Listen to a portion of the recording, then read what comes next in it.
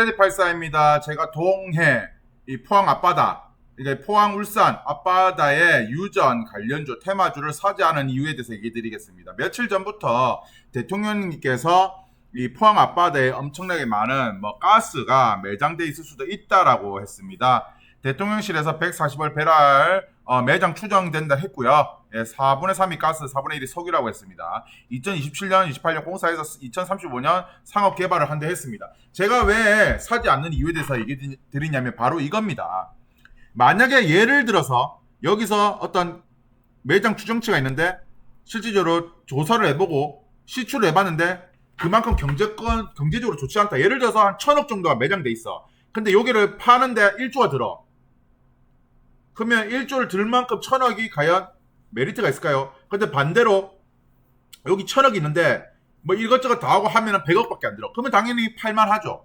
근데 저는 경제권이 과연 있는가가 의문이 두고요. 두 번째가 2035년부터 개발이랍니다. 2035년. 그러면 10년이란 시간이 더 걸린다고요. 10년이란 시간이. 그러니까 언제 될지 모른다는 겁니다. 2차 전지를 한번 생각해 보세요. 에코프로가 지금부터 10년 전에 가격이 얼마였습니까? 그때는 지금처럼 2차 전지에 대한 수요가 많이 없었다고요. 물론 우리가 2차 전지가 좋아질 거라는 걸 알고 전기차 배터리가 좋아질 거라는 걸 알았지만 10년 전에 에코프로의 주가를 보십시오. LG화학 주가를 보십시오. 삼성 SDI 주가를 보십시오.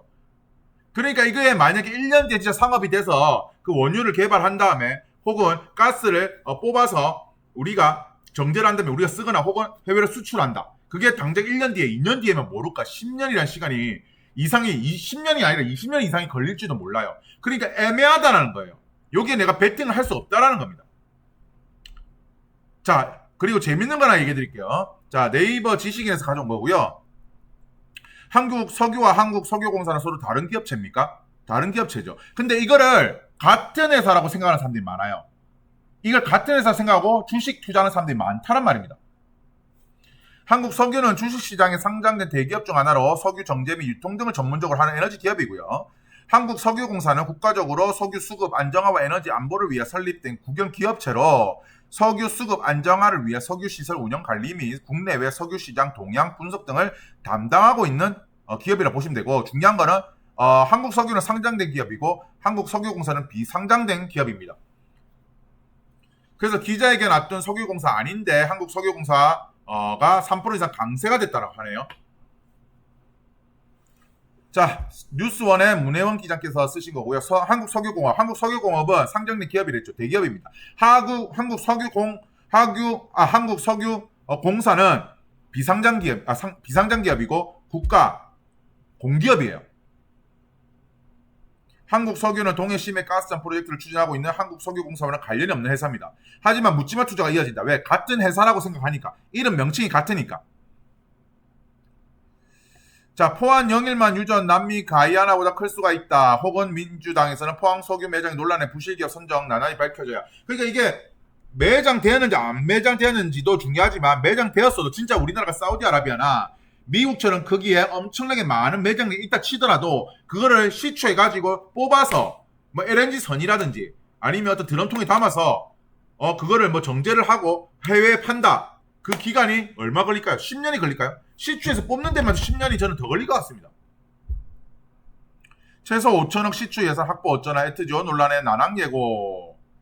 자, 그래서 이제 관련주 한번 볼게요. 흥국석유 같은 경우에는 흥국석유는 6월 3일 그리고 6월 4일날 6월 3일 상한가를 찍었죠. 그리고 6월 4일날도 18% 올랐습니다. 하지만 5월 7일날 16% 가까이 17% 가까이 또 폭락했습니다. 자, 다음에 동양철강 한번 볼까요? 역시나 3일 4일날은 상한가까지 올랐고요. 그리고 5일까지 3일 연속 상한가를 올랐습니다. 하성밸브 역시 3일 4일 상한가 오르고 5일날 14% 올랐습니다. 대성에너지 3일날 상한가 가고요. 4일날 13% 가까이 올랐습니다. 그리고 6월 7일날 13%가 또 폭락했습니다. 한국석유, 아까 말한 한국석유는 3일날 4일날 상한가를 갔죠. 그러니까 제가 왜 이런 종목들을 투자를 안 하냐면 리스크가 너무 크다는 겁니다. 확신이 없다는 거죠. 단지 대통령이 발표했다는 이유만으로 간다는 겁니다. 그러면 매장이 없다 쳤을 때 그 후폭풍은요. 그리고 이미 이런 정보는 나 말고 다른 사람들 다 알고 있는 정보잖아요. 그리고 만약에 진짜 거기 매장량이 그렇게 많았었다라면 과연 기업들이 본인들만 알고 있겠지 이런 언플 같은 거는 저도 국가에서 차원에서 좀 조심스럽지 않았을까 싶기도 하고, 물론 대통령 입장도 저는 이해는 갑니다. 어쨌든 간에 거기가 매장돼서 빨리 어쨌든 시추를 통해서 아니면 탐사를 통해서 빨리 뭐 채굴을 하고 싶은 마음도 있겠죠. 자, 매일경제. 제가 왜 그러냐면 저는 학습 효과가 있습니다. 어떤 학습 효과가 있냐면 이 보물선 관련주가 연일 널뛰기를 했습니다. 보물선 발견 소식에 이틀 연속 상한가를 찍었다는 거죠. 그리고 나서 그 관련주 테마가 소멸되면, 사기라는 게 밝혀지면 전날보다 20%가 더 하락한답니다. 물론 대통령 윤석열 대통령께서 사기쳤다는 게 아니에요. 하지만 거기가 생각보다 많이 묻혀져 있지 않거나 경제적인 가치가 없다라고 한다면요. 그래서 이 보물선 투자 사기 관련돼서 이 종목이 엄청 폭락을 했습니다. 관련주들이 폭락을 했어요.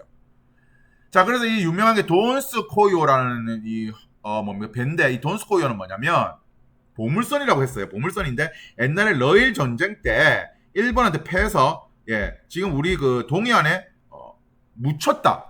그러니까 그 배가 가라앉았다는 말이고, 그 가라앉은 배에는 엄청나게 많은 보물들이 있다. 러시아 보물들이 있었다라는 그런 말들이 있습니다. 그래서 동해 석유 테마 일제히 쭉 해갖고 미국 엘트지오 브리핑에 이 미국 엘트지오 이 분이 어떤 뭐 발견했다 하고 하는데, 그래서 사람들이 조사를 해보니까 사무실이 집으로 돼 있었죠. 집으로. 동해 석유 테마 일제히 쭉 미국 엘트지오 브리핑의 기대감 때문에 감소를 했다는 거고, 동해 심해 석유가스장 분석 엘트지오 기자회견에서 석유가스는 그래서 가스주가 약세, 석유가스 주가 약세다. 우리가 이제는 이런 생각이 드는데, 이런 뉴스에 나왔다고 해서 사람 여론이 확 들끓고 그거 투자해야 되는 건 저는 아니라고 생각해요. 확실하게 기업의 가치를 보고, 그 기업의 재무 상태를 보고, 그 기업이 향후에 할 비즈니스 모델, 성장성까지 다 보고, 그렇게 저는 좀 투자해야 된다 생각이고, 특히 저는 거기서 한 발 더 나가서 사람들이 관심이 없을 때, 혹은 사람들이 그 종목에 대해서 리스크를 가질 때, 그 섹터에 대해서 리스크를 가질 때, 한호할 때가 아니라 리스크를 가질 때 그때 투자해야 되지 않을까라는 생각을 저는 가지고 있습니다. 그래서 이런 뉴스들이 나오고 테마가 나올 때 막 우르릉 불나방처럼 뛰어들 것이 아니라 한 번은 좀 보수적으로 좀 생각을 해야 되지 않을까 저는 생각이 들고요. 그래서 오늘의 한 줄 평. 보수적인 투자자는 마음이 편하다. 제 영상이 유익하셨다면 구독과 좋아요 부탁드리겠습니다.